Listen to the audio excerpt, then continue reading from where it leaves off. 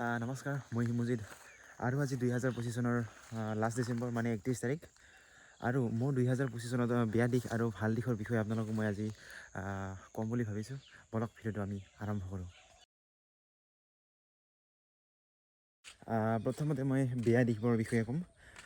2025 চনটো মোৰ বাবে বেয়া মানে বেয়াই মানে একেবাৰে বেয়া।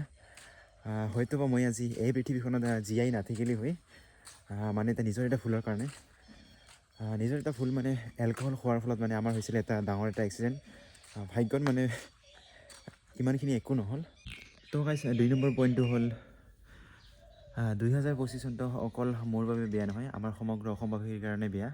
কাৰণ আমি 2025 চনতেই মানে আমাৰ মৰমৰ জনপ্ৰিয় কি ক'ম ক'বলৈ ভাষা নাই, আমাৰ জুবিন দাক আমি হেৰুৱাবলগীয়া হ'লোঁ। আশা কৰিম আমি জুবিন দাৰ আত্মাই যাতে শান্তি পায় তাৰে। জয় জুবিন দা। তো গাইছ 3 নম্বৰ পইণ্টটো হ'ল এইটো মোৰ পিছফালে যিটো দেখিছা এটা ঘৰ, আচলতে এইটো ঘৰ নহয়, এটা গাহৰিৰ গঁৰাল আছিলে। মানুহৰ দৈনন্দিন জীৱনত মানে এটা ব্যস্ততা থাকিব লাগে, ঠিক তেনেকৈয়ে ময়ো গাহৰিৰ লগত ব্যস্ততা থাকিম বুলি দুটা গাহৰি লৈ আহিছিলোঁ আৰু তাৰে এটা নোহোৱা হৈ থাকিলে। তাৰপিছত গাহৰিৰ গঁৰালখিনি মানে এনেকৈ থাকিলে আৰু বাছ এইটো আছিল মোৰ এটা বিফলৰ কাৰণ। তো গাইছ মই এতিয়া আপোনালোকক ভালবিলাকৰ বিষয়ে আপোনালোকক ক'ম আমাৰ 2025 চনৰ। বলক তেতিয়াহ'লে আৰম্ভ কৰোঁ। 2025 চনৰ ভালৰ বিলাক যদি ক'বলৈ যাওঁ তেতিয়াহ'লে যেতিয়া নেকি এটা কাম আৰম্ভ কৰি শেষৰ পিনে মানে এটা ছাকচেছফুল পোৱা যায় তেতিয়াহ'লে বহুত ভাল লাগে।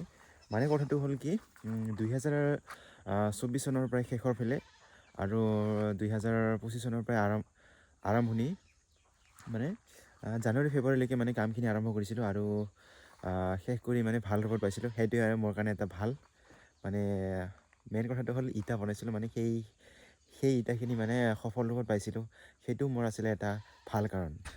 আৰু ভালবিলাকৰ বিষয়ে আপোনালোকে জানিব বিচাৰে নেকি? যদি ক'বলৈ যাওঁ তেতিয়াহ'লে মই লৈছিলোঁ এটা বহুত ভাল নতুন মোবাইল, যিটো নেকি মই এতিয়া ভিডিঅ' কৰি আছোঁ, আৰু এইটো হৈছে মোৰ পুৰণা মোবাইল ফোন। এইটো ল'ব পৰাটো মোৰ কাৰণে ভাল এটা এচিভমেণ্ট আৰু বহুত ভাল এটা কাৰণ, সেইটোৱে আছিলে। তো গাইছ 2025 চনটো আজি শেষৰটো দিন। 2025 চনত যিবিলাক ভাল বেয়া দিশ মানে সেইবিলাক মানে অলপমান গাই শুনালোঁ। মানুহ হিচাপে সকলোৰে এটা ভাল বেয়া দিশ থাকে, ঠিক তেনেকৈ মানে মোৰো আছিলে, সেইবিলাকৰ বিষয়ে ক'ম। 2026 চনৰ সকলোকে শুভেচ্ছা জনালোঁ আৰু এডভান্সকৈ হেপ্পী নিউ ইয়েৰ।